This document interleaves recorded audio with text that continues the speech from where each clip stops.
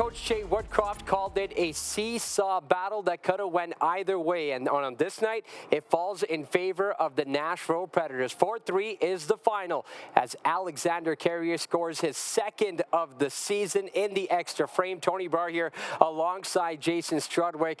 As Nugent Hopkins also mentioned that comment about it falling either way. But the Oilers, they now only have 2 points in their last 3 games. And Jason, you said during the Oilers Plus Live post-game show that they should have probably gotten 4. Yeah, well, you absolutely nailed that. And the last 3 games, they've been playing against teams that have been either struggling all year or struggling recently. The St. Louis game, I thought they kind of gave a point away there, right? And they look at Anaheim, they really outplayed them, especially those last 2 periods.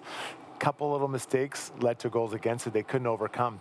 Then tonight, they never really had the lead, and they're chasing it all the time. Their power play did a lot of good things, but you got to find a way to manufacture another one 5-on-5. So, this isn't a team that is, playing terribly. It's just maybe a little bit short in a couple areas, and the teams are trying to be perfectionists, right? They want to get all those points. They recognize they're heading into the Christmas season here, where they have a couple days off, but they were so close to it. Unfortunately, 2 out of 6 is enough. I would have liked to have seen 4, but you have high expectations for the team, and I guess there's no higher expectations of what they have for themselves in that room. Now, there were some positives for the Oilers on this night. The power play was 2 for 3. They erased 3 one-goal deficits in regulation, and Jack Campbell also very strong. He had 31 stops in what was an impressive performance. Yeah, Campbell's been looking for a toehold in this season. He didn't really get off to the best of start. His record isn't bad, but I think his personal stats, he'd like to see maybe a higher save percentage and goals against average.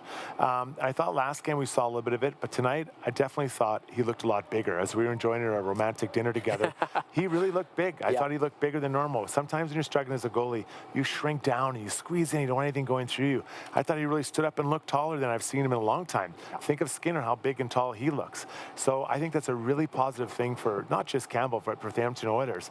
What I'd like to see now is for one of each of the goalies to get a start prior to Christmas, one of these last 2 games, so that both goalies can go into the break feeling good about themselves. And, for Campbell, it's a toehold on the season.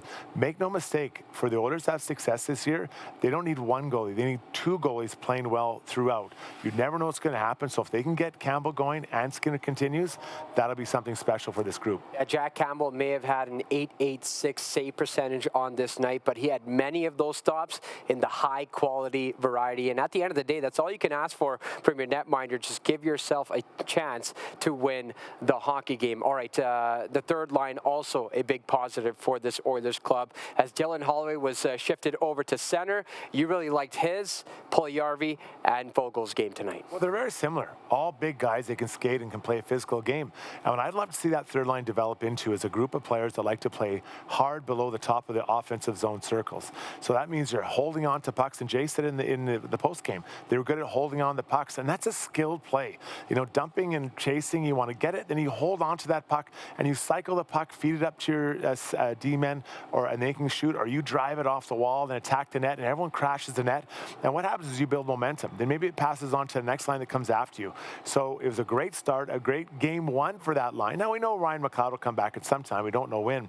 But a game 1 start, and they got minutes like a third line. So it's definitely a good sign, because your coach hands out minutes based on how he trusts you. Well, with Monday's loss, the Oilers' record falls to 4-4-2 in its last 10 games. They're hoping to get back in the win column and also get one for their dads in Dallas when they visit the Stars in the Lone Star State.